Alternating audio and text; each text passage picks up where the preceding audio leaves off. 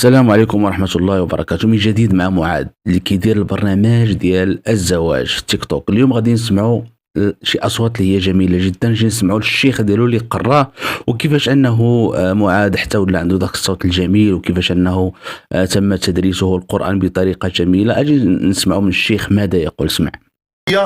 وباغيين يدخلوا في هذا المجال هذا.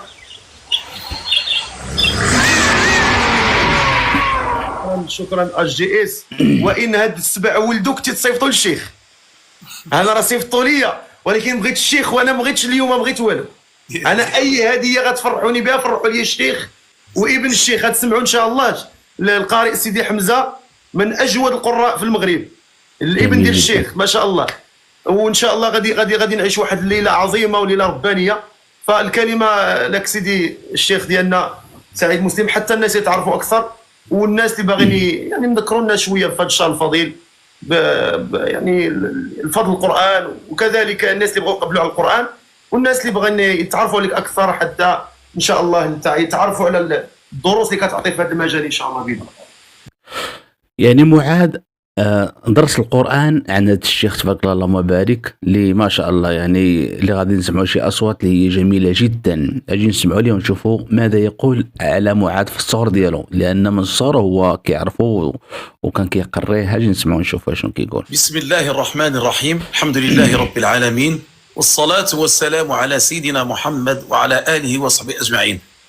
النبي صلى الله عليه وسلم يقول: من لم يشكر الناس لا يشكر الله. أولا الشكر لله تعالى من قبل ومن بعد، والشكر للفقيه الجليل سيدي معاذ الذي نكن له الاحترام والتقدير ونحبه محبة خالصة منذ صغره. أولا أنا جيت مسرور بتواجدي في هذا البرنامج المبارك الذي يسعى إلى الخير وزواج يعني الشباب والشابات. هذا خير، هذا الحمد لله. أسأل الله تعالى أن يحفظهم وأن يجعل عملكم خالصا لوجه الكريم. اولا الفقيه ديالنا سيدي معاذ حفظه الله لما جاء عندي كان صغير ما كيتكلمش اللغه العربيه، كان جاء من ايطاليا، وبفضل الله والقران بدا لسانه يعني يتكلم اللغه العربيه والقران الكريم. وسبحان الله اعطاه الله موهبه من لا يعرف الفقيه بانه من اجمل الاصوات، لا اقول في ايطاليا وفي المغرب وانما عالميا. هو لأنه فاز بعدة جوائز عالميا ودوليا وإقليميا وبزاف ديال الأمور. ومن طبيعة الحال كما كان واحد النهار قال الفقيه باللي راه ما كانش كيعرف العربية كاع، يعني حتى أنه يعني مشى كيقرأ القرآن وعاد باش يتعلم العربية، يعني راه ما كانش كيكذب.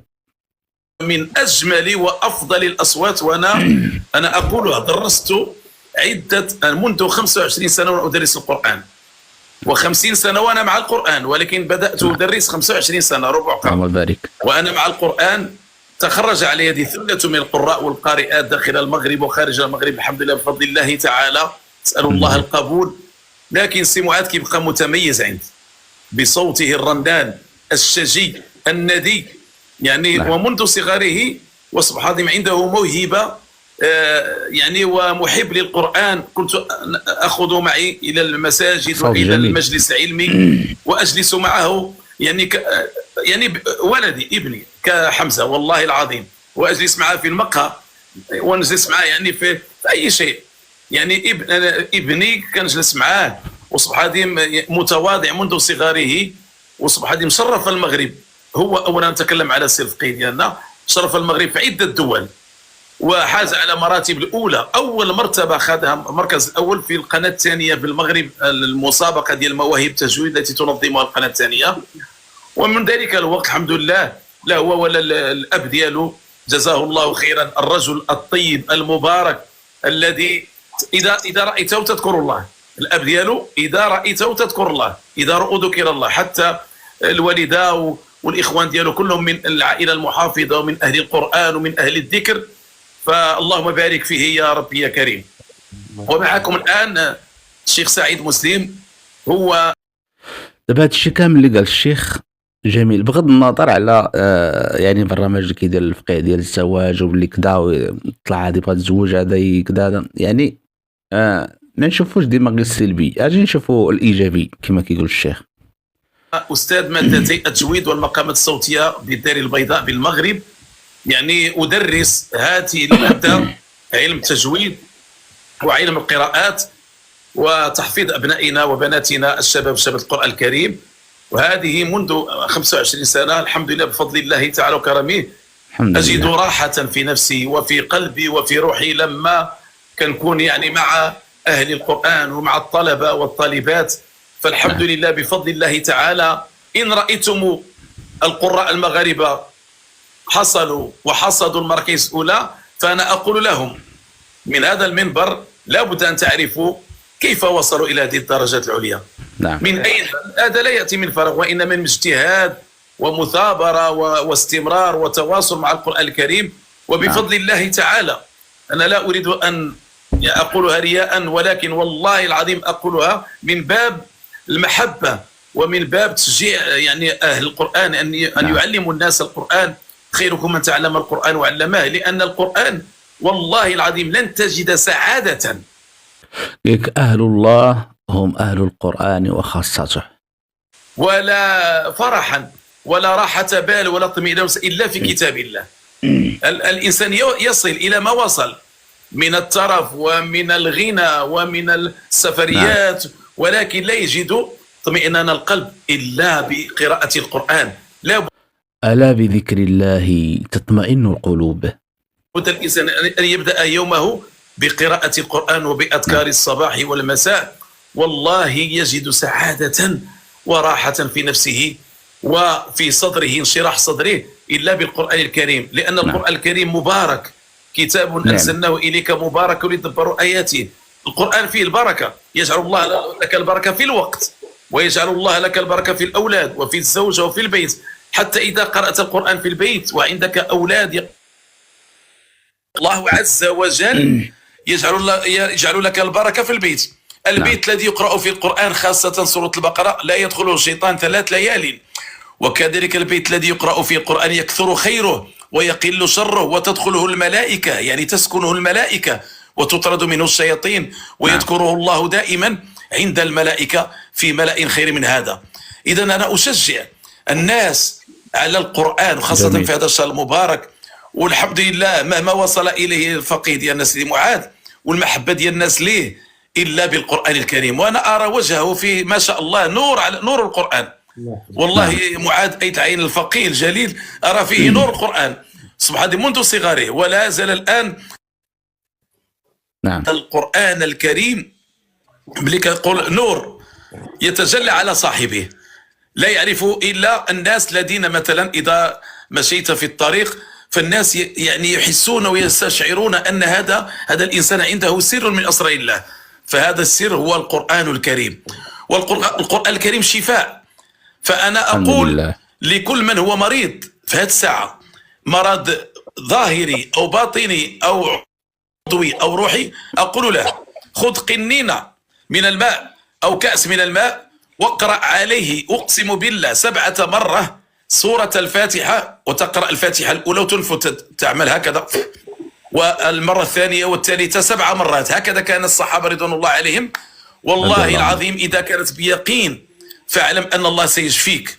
أنا أقولها لكل مريض يقرأ الفاتحة لما يبغي يعني يريد أن يشرب كأس من الماء، يقرأ مرة الفاتحة، يقرأ 7 مرات بنية الشفاء، لأن الله تعالى قال وننزل من القرآن ما هو شفاء ورحمة للمؤمنين.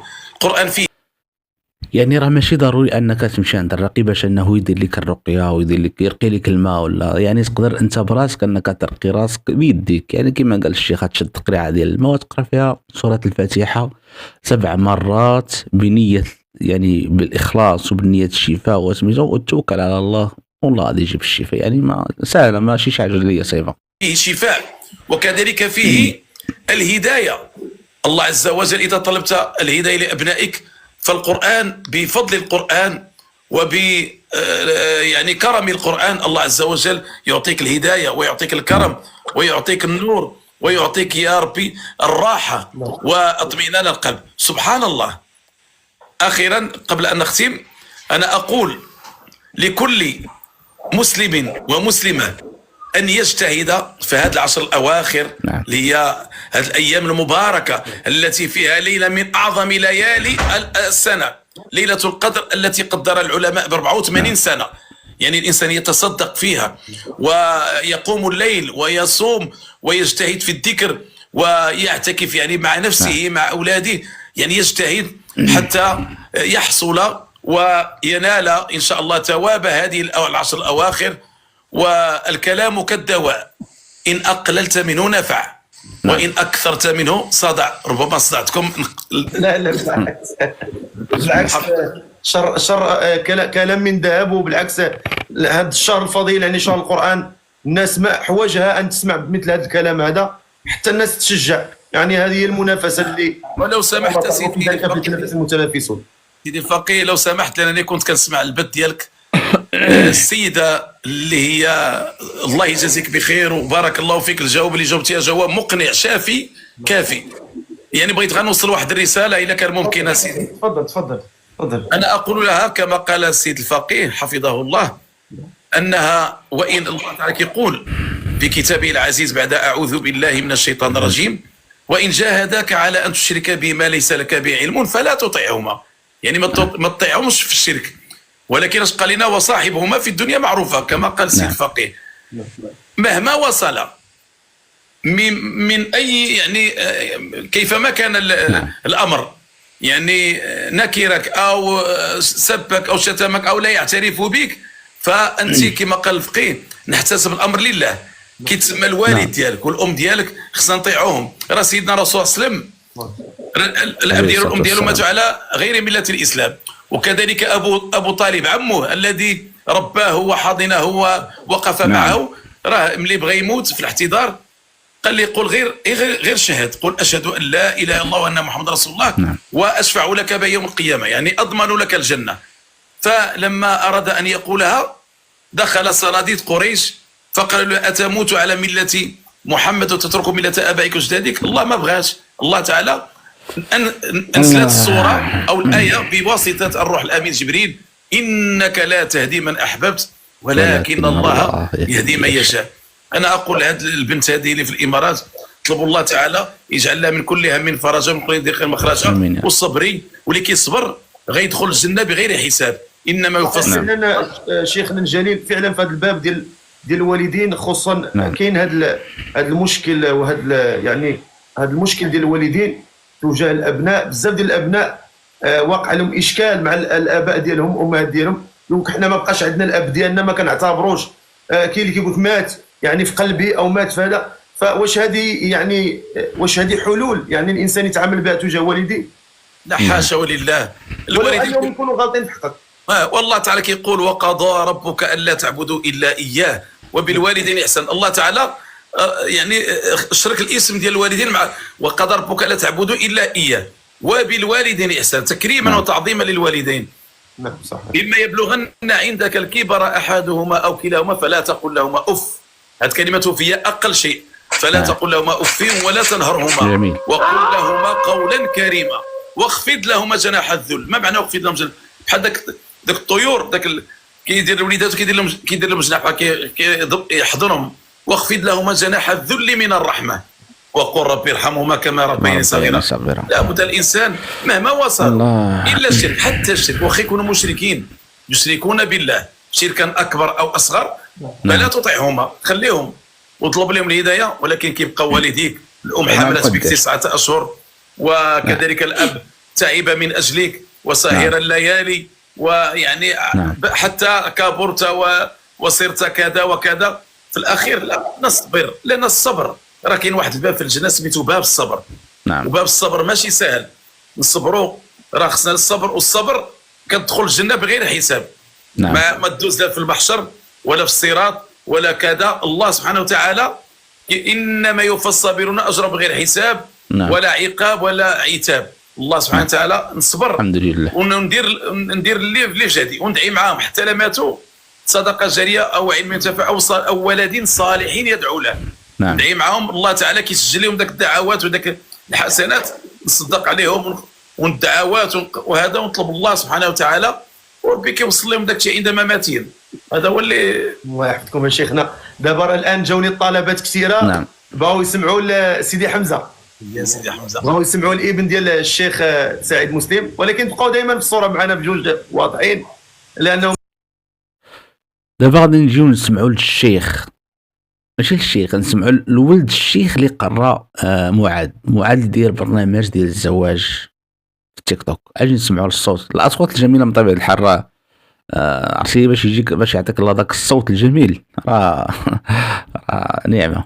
احنا متشرفين بكم بجوجكم، الاب والابن ما شاء الله، وهذا راه مثال يعني لجميع الاباء انكم تهتموا بالوليدات ديالكم في انكم تحفظوا القران وتوجهوا التوجيه ديال القران، لان صاحب القران ما يخيبش. نعم. مول القران ما يخيبش نعم نهائيا، يعني مول القران مكروم في الدنيا وفي الاخره. بارك الله. ونشكرك على اقواما ويضع به اخرين. نشكرك على الاستضافه المباركه الطيبه التي زادت فرحا وسرورا. احنا فرحانين، وانا غنزيد نسعد لهاد الناس زادوا فرحوكم وندعموكم. انا بغيت تزيد الدعم كثير، الله بغينا يجزيك ندعم منكم كثير الشيوخ ديالنا. شيخ هذا راه شيخي، وانا فرحان ان هذا بالنسبه لي. انا بغيت هذا يوم تكريم ليا والشيخ ديالنا ان شاء الله. الله خيرا. تكريم ليا انك حضرتي معايا. جزاك الله خيرا. بارك الله فيك. الله يحفظكم وينفع بكم. تفضل سيدي حمزه، غادي يشرفنا بواحد القراءه ان شاء الله تعالى الابن ديال الشيخ ديالي سعيد مسلم حفظه الله، اللي هو حمزه مسلم. تفضل سيدي حمزه وشرف المسامع ان شاء الله. السلام عليكم اخي معاذ، نشكرك على الاستضافه وشهر مبارك. الله يحفظك. الله منا ومنكم صالح الامين. اللهم امين. اللهم امين. اسمع. اعوذ بالله من الشيطان الرجيم. بسم الله الرحمن الرحيم. ما شاء الله. ولله ملك السماوات والأرض والله على كل شيء قدير. ما شاء الله.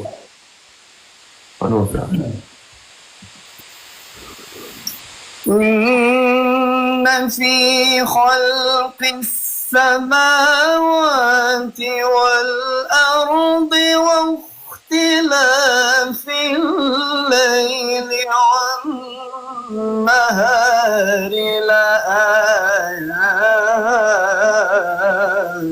الله ان شاء الله. جميل جميل، اللهم بارك. لآيات لأولي الألباب.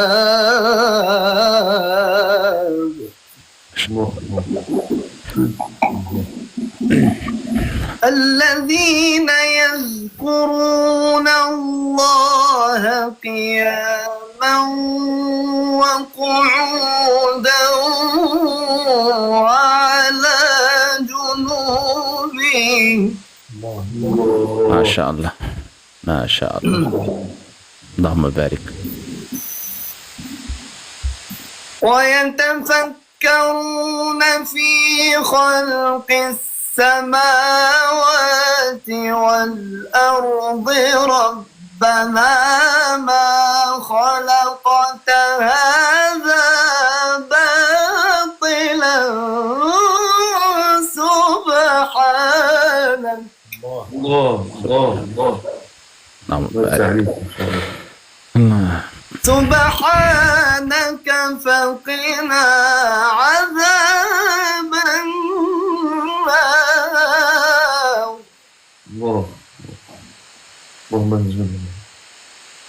ما شاء الله. ربنا إنك من تدخل النار فقد أخزيته الله. وما للظالمين من أنصار.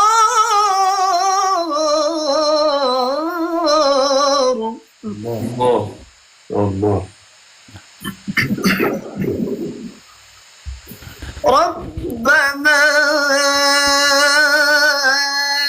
إننا سمعنا مناديا ينادي للإيمان. الله ما شاء الله. أن آمنوا بربكم فآمنا. ما شاء الله، اللهم بارك.